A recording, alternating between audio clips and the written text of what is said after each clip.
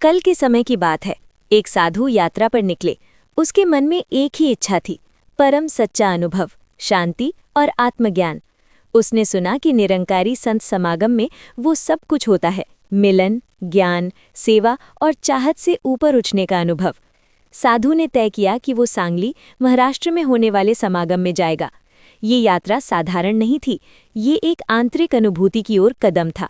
उसे पता चला कि ये 59वां वार्षिक संत समागम 24 से 26 जनवरी 2026 तक आयोजित है और वहाँ माँ शांति, भाईचारा, आत्मविश्लेषण और विश्व एकता का संदेश मिलता है। संत निरंकारी मिशन 2। संत समागम कब है?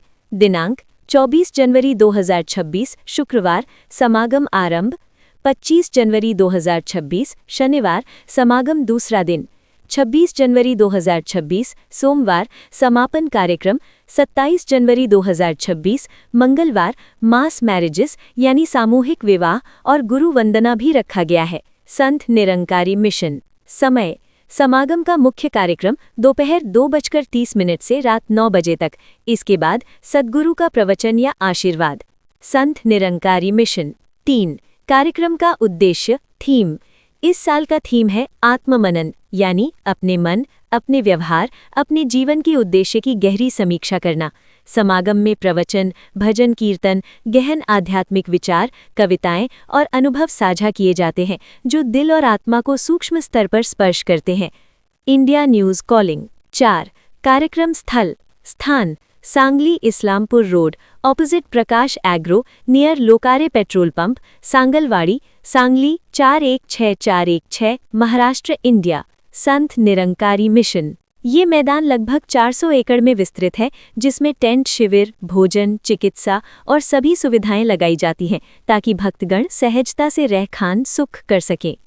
India News calling 5। कैसे पहुंचे? सिंचाई विवरण सहित रेल एवं बस से। सबसे नज़दीकी railway station Sangli railway station, Miraj junction, दोनों से स्थानीय परिवहन मिलता है। संत निरंकारी मिशन मिराज से प्लेटफॉर्म नंबर 1 से बाहर निकले। बस स्टैंड लगभग 500 मीटर है। राज्य परिवहन बसें अष्टा या इस्लामपुर की ओर जाती हैं, जो सीधा समागम स्थल तक पहुंचाती हैं। संत निरंकारी मिशन सांगली से ऑटो रिक्शा या टैक्सी से इस्लामपुर रोड या लोकारे पेट्रोल पंप तक जा सकते हैं, लगभग 7 किलोमीटर। वहां से मार्गदर्शक आपको समागम स्थल तक ले जाते हैं। संत निरंकारी मिशन बस से आने वाले यात्री महाराष्ट्र राज्य परिवहन बसें सांगली बस स्टैंड तक आती हैं, वहां से स्थानीय परिवहन मिलेगी। संत निरंकारी मिशन जिला Ashta Sangli important number, railway station number 023324200037। Sant Nirankari mission हवाई अड्डा विकल्प कोल्हापुर एयरपोर्ट लगभग 55 किलोमीटर, पुणे इंटरनेशनल एयरपोर्ट लगभग 245 किलोमीटर।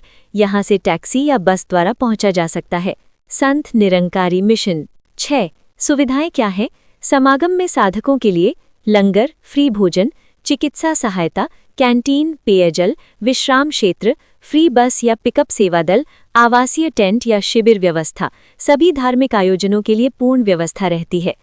इंडिया न्यूज़ कॉलिंग अगर आप mobile app SNM app download करेंगे तो आप समागम मैप, कार्यक्रम शेड्यूल और अपडेट भी आसानी से पा सकते हैं। संत निरंकारी मिशन 7। समागम के अनुभव की एक झलक कहानी जारी। जैसे ही साधु समागम स्थल पहुंचा, उसने देखा कि हर दिशा में लोग सेवा करते हैं। कुछ पानी बांट रहे थे, कुछ पुराना गाना भजन गा रहे थे, कुछ परंपराओं के बारे में उत्साह से बता रहे थे। एक बुजुर्ग ने पूछा, ये सब करते क्यों हो? तो एक युवा बोला, क्योंकि ये सेवा है और सेवा में आत्मा शुद्ध होती है। समागम का वातावरण ऐसा था मानो सारे पृथ्वी के लोग एक ही परिवार के सदस्य हों। भाषा, उम्र, जाति सब भुलाकर एक ही धुन में गीत गा रहे थे, निरंकार निरंकार। संध्या में जब सद्गुरु माता सुदीक्षा जी महाराज का आशीर्वाद मिला तो साधु की आंखों में आंसू थे। आंसू उन अनुभवों के जो शब्दों में बांधे नहीं जा सकते। उसके मन में एक ही निवेदन था, जो कुछ भी मिला है वो आत्मदर्शन है, यही जिंदगी का असली लक्ष्य है। Pin point 8। समापन इस समागम में ज्ञान, प्रेम, सेवा और आत्ममनन के संदेश को साथ लेकर सभी भक्त लौटते हैं।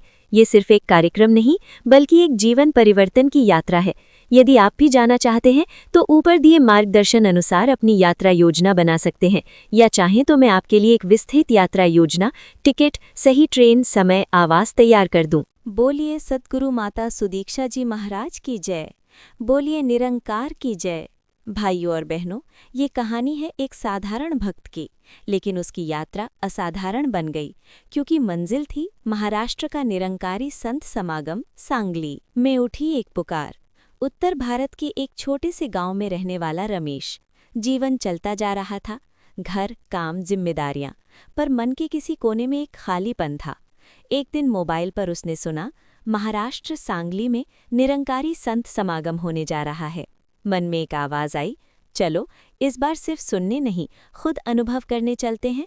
रमेश ने घर वालों से कहा, मैं सांगली जा रहा हूँ संत समागम में। माँ ने कहा, बेटा वहाँ ज्ञान भी मिलेगा और शांति भी। ट्रेन की शुरुआत। रमेश ट्रेन से निकला। स्टेशन बदले, चेहरे बदले, पर एक बात समान थी। हर डिब्बे में कोई न कोई निरंकारी महात्मा। कोई भजन गा रहा था, कोई सेवा की बातें कर रहा था। एक बुजुर्ग महात्मा बोले, बेटा सांगली सिर्फ जगह नहीं है, वो अनुभूति है। रमेश मुस्कुरा दिया। सांगली की धरती। मिरज स्टेशन पर उतरते ही सेवा दल के भाई खड़े थे। पानी, मार्गदर्शन, मुस्कान, सब कुछ निस्वार्थ। बस सांगली इस्लामपुर रोड से गुजरी। खेत, नहरें, सिंचाई की हरियाली। रमेश ने सोचा, जिस धरती को पानी जीवन देता है, वहीं आज ज्ञान की सिंचाई होने जा रही है। समागम स्थल का दृश्य। सैकड़ों एकड़ में फैला विशाल मैदान। झंडे लहरा रहे थे।